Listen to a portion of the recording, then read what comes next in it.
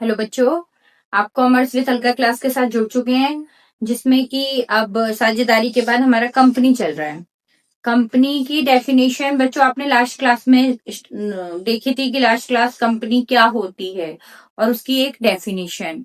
उसके बाद आपकी आज क्लास है कंपनी की विशेषताएं, फीचर ऑफ कंपनीज, कंपनी की क्या क्या विशेषताएं हैं। तो चलिए स्टार्ट करते हैं। Feature of company.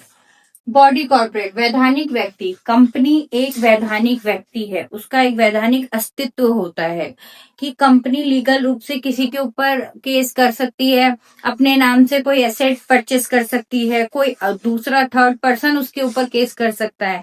कंपनी अपने नाम से कोई एसेट सेल कर सकती है, परचेस कर सकती है, इसलिए कंपनी एक वैधानिक व्यक्ति है। सेपरेट लीगल आइडेंटिटी, पृथक वैधानिक अस्तित्व। कंपनी का उसके सदस्यों से अलग अस्तित्व होता है। पीपल में कम और गो, कंपनी फॉर एवर। चाहे लोग आए चाहे लोग जाए, कंपनी हमेशा चलती रहती है। उसका एक अलग वैधानिक अस्तित्व है कि किसी के एक के जाने से या किसी एक के आने से कंपनी रुकती नहीं है, कंपनी चलती रहती है, चलती रहती है। लिमिटेड लायबिलिटी, कंपनी के जो शेयर होल्डर्स होते हैं उनकी लायबिलिटी लिमिटेड होती है। जितने शेयर्स उन्होंने परचेस करी है बस वहीं तक उनकी लायबिलिटी होती है। अगर कंपनी का कुछ लॉस होता है तो उसके शेयर होल्डर को उसको बियर नहीं करना होता है। वॉलेंट्री एसोसिएशन, ऐच्छिक संघ। कंपनी एक ऐच्छिक संघ है जो कुछ लोगों द्वारा, कुछ व्यक्तियों द्वारा मिलकर बनाई जाती है, जिसके लिए कोई प्रेशर नहीं है कि आप उसे ज्वाइन करिए। और यह एक ऐसी संस्था है कि जब आप क्विट करना चाहे तो आप उससे हट सकते हैं। तो ये लोगों द्वारा बनाई गई एक वॉलेंट्री एसोसिएशन है जो कुछ लोगों द्वारा मिलकर बनाई जाती है, चलाई जाती है। उसके बाद कॉमन सील, सार मुद्रा। कंपनी का एक मुहर, एक स्टैंप होता है, कॉमन सील होती है जो कंपनी द्वारा इशू किए गए, कंपनी जितने भी डॉक्यूमेंट इशू करती है उन सब पर वो स्टैंप, वो कॉमन सील लगी होनी चाहिए, वो सार मुद्रा लगी होनी चाहिए, तभी वो उस कंपनी द्वारा जारी किए गए डॉक्यूमेंट्स में शामिल होगी। अगर किसी भी कंपनी के डॉक्यूमेंट, किसी भी पेपर पे अगर उसकी सार मुद्रा नहीं लगाई जाएगी तो कंपनी द्वारा जारी किए गए प्रपत्रों में शामिल नहीं होगी। उसके बाद ट्रांसफरेबिलिटी ऑफ शेयर्स, कंपनी के शेयर होल्डर्स अपने शेयर्स को दूसरे को ट्रांसफर कर सकते हैं, वो जब चाहे वो अपने शेयर्स ट्रांसफर कर सकते हैं।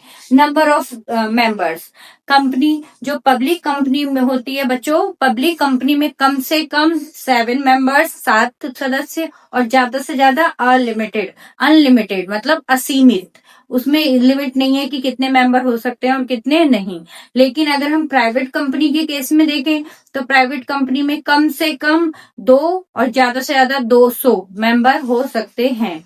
तो ये कंपनी के फीचर्स हैं जो कि एक साथ अगर क्वेश्चन बनता है बच्चों की कंपनी किसे कहते हैं और कंपनी की विशेषताएं लिखिए, तो आपको पहले, जैसे कि मैंने बताया था आपको लास्ट वीडियो में कि कंपनी क्या है। कंपनी एक अदृश्य कृत्रिम व्यक्ति है जो एक प्रतिनिधि द्वारा, कुछ व्यक्तियों द्वारा चलाई जाती है और जिसका उद्देश्य लाभ कमाना होता है, जिसकी एक सार मुद्रा होती है और जो जिसके उत्तराधिकारी बदलते रहते हैं लेकिन कंपनी चलती रहती है। तो पहले आपको कंपनी के बारे में लिखना है, फिर कंपनी अधिनियम 2013 के अकॉर्डिंग आपको डेफिनेशन देनी है, उसके बाद कंपनी की विशेषताएं। तो कंपनी की विशेषताएं में आपके क्या क्या चीजें आ जाती है, वैधानिक अस्तित्व, अंशों का हस्तांतरण, मतलब कंपनी का एक अपना वैधानिक अस्तित्व होता है, अंशों का हस्तांतरण हो सकता है, कंपनी में कम से कम, निजी कंपनी में कम से कम 2 और ज्यादा से ज्यादा 200 सदस्य, और सार्वजनिक कंपनी में कम से कम 7 और ज्यादा से ज्यादा असीमित, अनलिमिटेड सदस्यों की संख्या हो सकती है। कंपनी की एक सार मुद्रा होती है जिसको बोलते हैं कॉमन सील, कंपनी द्वारा इशू किए गए जितने डॉक्यूमेंट्स होंगे उसके ऊपर उसे लगाना आवश्यक है, अनिवार्य है। और स्थायी अस्तित्व, कंपनी का अस्तित्व जो होता है वो स्थायी रहता है, चाहे लोग आए चाहे लोग जाएं, कंपनी निरंतर चलती रहती है। जैसे कि एकल व्यापार में नहीं होता, अगर कोई अपना बिजनेस खोल के बैठा है और मान लीजिए कल उसकी तबीयत खराब हो गई तो वो कल नहीं आएगा तो वो बंद हो जाएगी उसकी शॉप। लेकिन कंपनी में 1 या 2 या 10 लोगों के आने जाने से कंपनी पे कोई रुकावट नहीं आती है, कंपनी निरंतर चलती रहती है। प्रतिनिधि व्यवस्था, रिप्रेजेंटेटिव, कंपनी क्यों?